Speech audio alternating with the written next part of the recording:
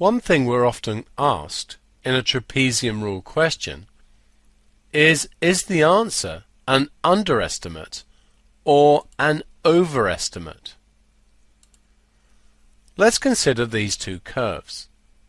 If we approximated the area here using the trapezium rule, then if we complete the trapezia, we can see that there are bits of area under the trapezium which are not under the curve.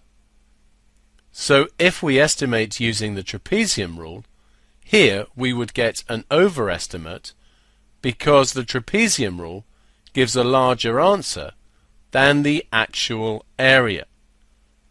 And we can see that with the bits that I've just indicated in red.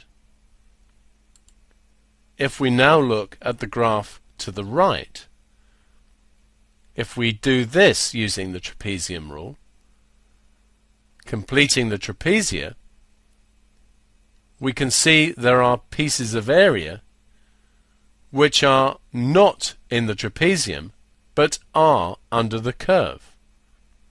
In this case we would get an underestimate of the area, since the area under the trapezium is less than the area under the curve.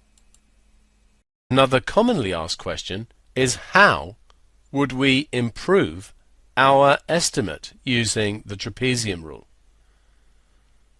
Quite simply, we just take more strips. For example, here, if we add some extra strips, we can see that the area cut off is reduced. The downside of this, of course, is that then we have to do a lot more calculation. So you can improve the estimate by taking more strips, but it will also increase the amount of calculation that you need to do.